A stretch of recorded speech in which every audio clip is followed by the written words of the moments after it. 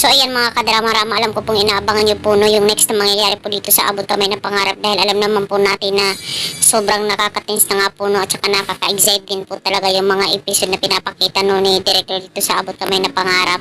At alam pong na-excite din po talaga kayo sa panonood no, dahil parang iba na naman ngayon yung mga twist na talaga ni Director no, dahil alam naman po natin na possible ito po yung maging twist na naman po ni Director dito sa Abot Kamay na Pangarap, dahil alam naman po natin ngayon mga kadrama na itong si RJ talaga ay hindi talaga tutugma yung kanyang dugo po, or hindi po talaga compatible yung dugo niya po doon kay Zoe, at malalaman po yun talaga ni RJ yung katotohanan, dahil mga ngailangan nga po possible talaga si Zoe ng dugo, dahil 50-50 nga po siya mula po sa kanyang pagkaka-aksidente no.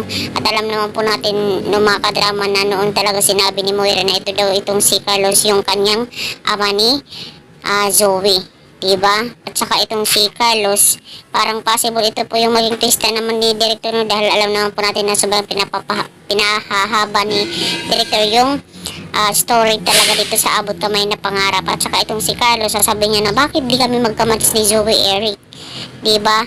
At saka itong si Eric, mayroong revelasyon dito kay Carlos na dahil ako ang totoong ama ni Zoe, diba? Possible itong si Eric yung maging totoong ama ni Zoe, dahil noon man ay nagkakilala na po nga itong si Moira at saka si Eric, diba? Possible ito yung maging big twist na naman dito sa Abot Kamay na Pangarap ni Director.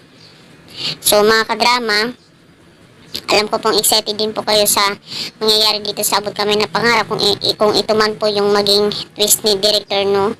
Talagang gugulo na naman talaga yung isipan natin dito sa Abot Kamay na Pangarap, dahil talagang paikot-ikot lang, talagang binabaliktad-baliktad na lang ni Director yung story dito sa Abot Kamay na Pangarap. Humaba lang yung story at saka may mga panahon na naglalagay siya ng mga karakter dito na mayroong mga iba-ibang rules, like kagaya nila Elias, nila Herlin, Budol, mga ganyan ba. Talagang itong si Carlos talagang mawiwindang na naman siya pag sinabi talaga ni Moira na hindi siya yung totoong ama no. Talagang papaikutin lang tayo talaga ni Moira no dito sa story ng Abot Kamay na Pangarap or ni Director, kasi siya naman yung nag-direct talaga ng drama na to.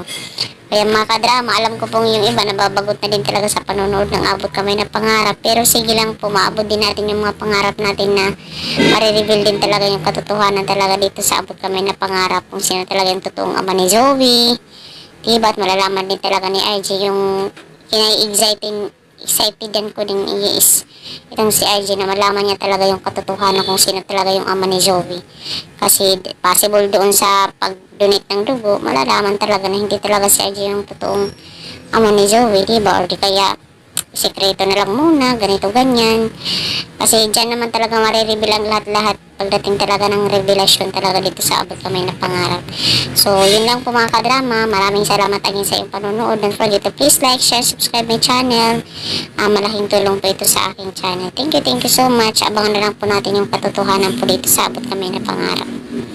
Ito ay mga possibilities lamang po mga kadrama. So thank you so much. Bye! Abang na lang tayo.